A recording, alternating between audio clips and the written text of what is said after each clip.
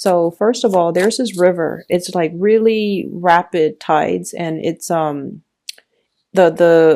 the water is moving really really fast. Okay, it's not a it's a strong current. It's not a wide river, but the current is really really strong, so it would be hard for like a human to swim across. And I see this man on one side of the river, and he's trying to get to the other side. There isn't a bridge, so it's like unexplored territory. No one has been there before to build this bridge, or for whatever reason, the ways in which to get across the river has not been there. It has not been built. And so he's looking at it and he's like, I really need to get to the other side. I've got things to do on the other side. And there are like a flock of elephants grazing behind him. And on this side, I feel like there's like a field of sugar cane, okay?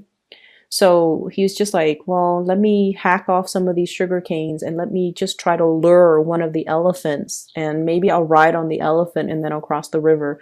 So then he hacks off.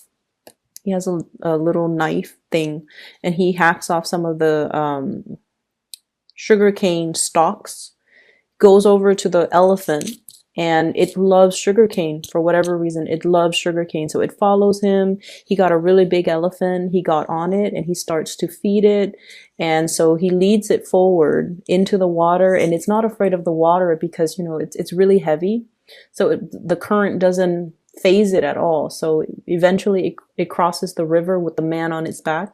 He hops off, gives it the remainder of the sugarcane stalks, and then he goes on his way. So that alone indicates to me, you know, problem solving, using your ingenuity and using the resources all around you and at your disposal in order to get yourself on the other side.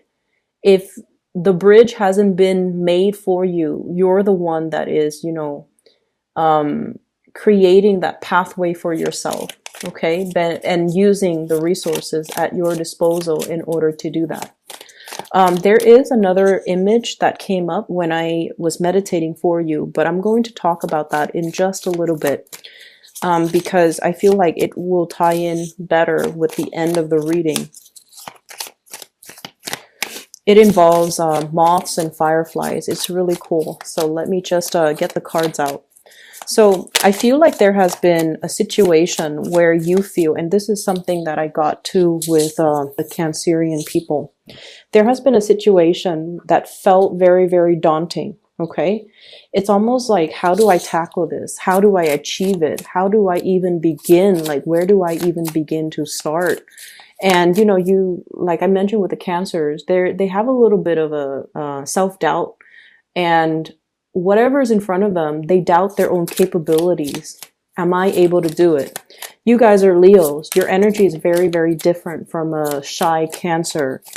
And so it's not that you're having self-doubt. It's just, how do I resolve it? It hasn't been done before, or I'll see the solution when I stumble upon the solution. So I feel like you're mulling some things over, and it seems like this big mountain in front of you, this big unexplored virgin territory, this big forest, and there's no trail that has been blazed yet.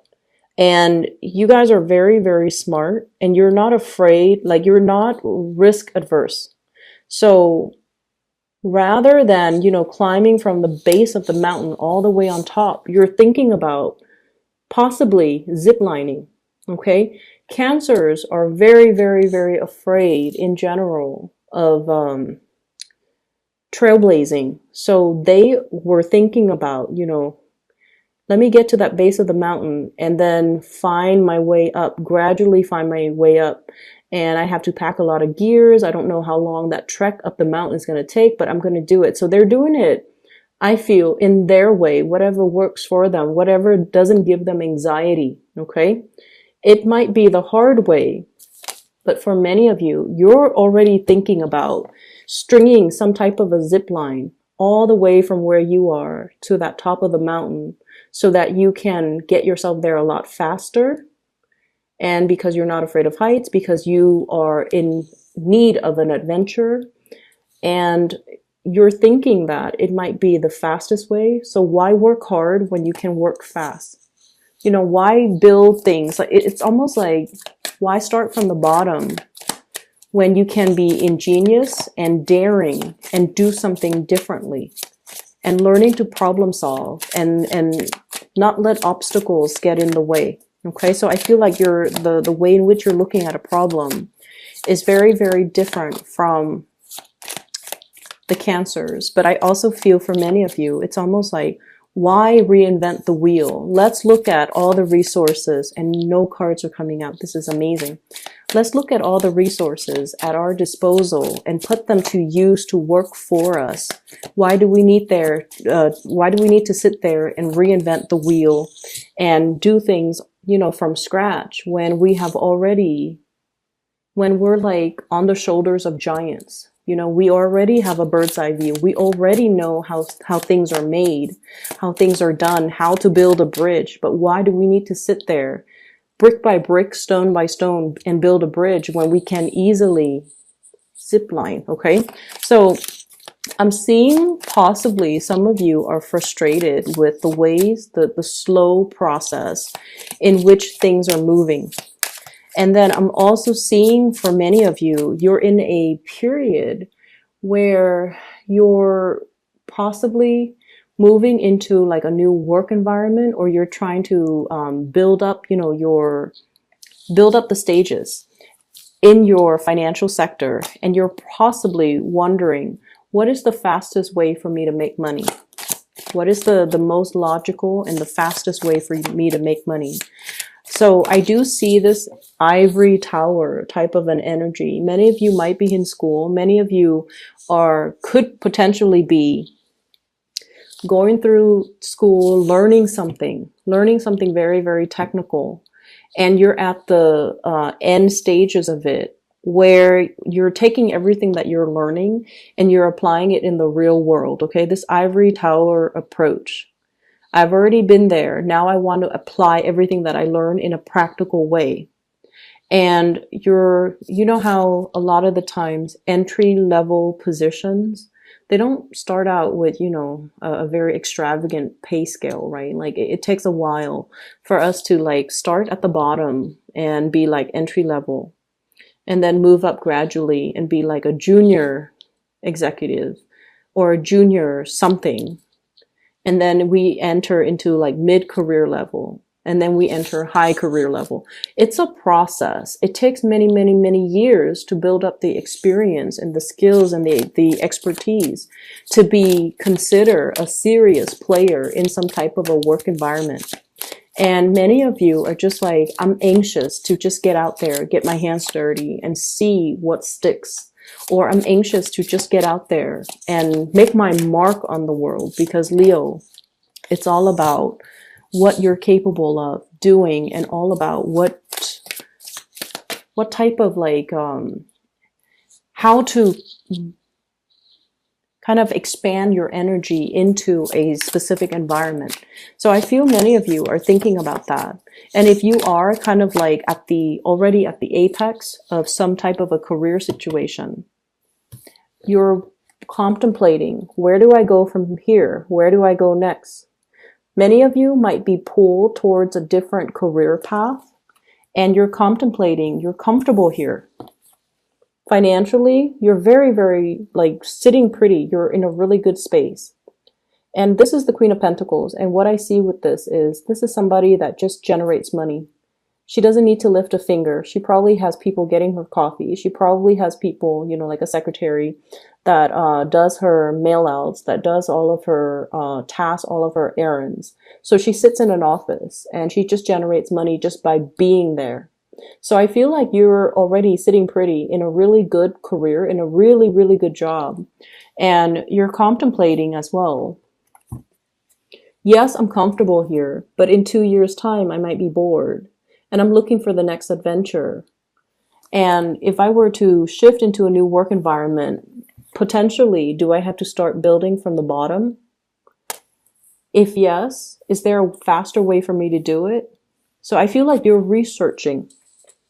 The Hermit is shining light on the situation. This is usually investigation, doing some digging, doing some research, doing something where you're like finding out other options, finding out what's available to you, possibly even job searches, or even, you know, searching for a home, searching for a new location, something. And I feel like you want to cut out the middleman. You don't want to start from the bottom. You want something that's already prepared or pre-made where you can just slip in and be comfortable. So I see for many of you, there's this element coming in where you're heavily contemplating and talking about and churning things over in your mind. What's the next step? What is the next 2 years going to look like? And how do I get there the fastest? Okay. I'm seeing, you know, this 2 energy, like choosing options. And I feel for many of you, this could be in a even a love situation too. We have an air sign, an Aquarius, a Gemini, or a Libra. And the relationship with this person seems a little bit challenging. Okay. It seems like it's an uphill battle or an uphill climb. And then I also feel an earth sign, Taurus, Virgo, Capricorn. They're definitely very loving, very nurturing, very financially stable. Both signs are very independent as well. You yourself are incredibly independent. And so there is a sense here about wanting to have somebody exclusively to ourselves. And I feel like these people are so independent and are so wrapped up in their own career, their own lives, their own vision of what they want to do with their lives, that the relationship might feel like you might feel a little bit isolated in the relationship. You might feel like they're not giving you enough attention and TLC and just, you know, acknowledgement. That's what it feels like to me. And then I'm also seeing as well, you know, one job is a little bit more like research oriented, where you're kind of like by yourself doing your own thing. It seems exciting. And then another job is like more of a corporate type of a job situation where you're managing people. You're possibly very detached from the hands-on operation of the work. And then the other job is you're in the field. You're very hands-on. And it might not pay a lot, whereas the managerial job pays a lot, but you're just like, that's not super exciting. So you're contemplating, do I forego the financial promise, or do I want to choose the job that is a little bit more exciting? Okay.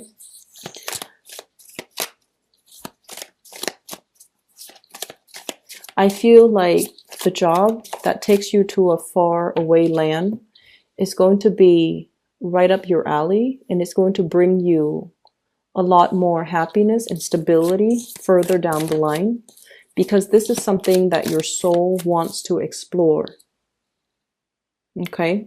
And then I feel for many of you, if you're just starting out, it's easier to get that out of your system right now, rather than later on when you look back and you're just like, that was one thing I always wanted to do, but now I'm in a career and I feel really safe, and you might not be willing to take the risk anymore because the financial payout has been building up, and now you're very afraid of, you know, venturing into a new path. So I feel like, you know, the universe is really asking you to take the more exciting path, mainly because, well, it's coming in for you. This horse is riding in and she's like undecided. So I feel like this opportunity is going to come and go. Lots of people are eyeing this opportunity. You might have lots of competition in your environment. So something's coming in fast, and you have to be on the quick on the uptake. Okay. I feel like you're still mulling this decision over. That horse is going to breeze by and it's going to be gone. So I feel like you have to really quick on the uptake. So, you know, like make a decision. Let me see what else is available here.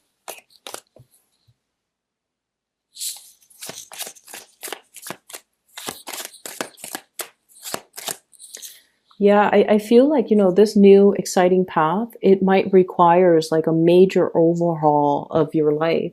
So picking up all of your belongings and relocating in a new city, in a new country, in a new continent, in a foreign environment even. So it seems like It's a major overhaul of your lifestyle, and it's not a decision that you make lightly. So we're moving from the 5 inner conflicts, trying to decide which way to go, okay, to a 10 where you have already made the decision. And I feel like you're on the right path. I don't feel that you need to worry here.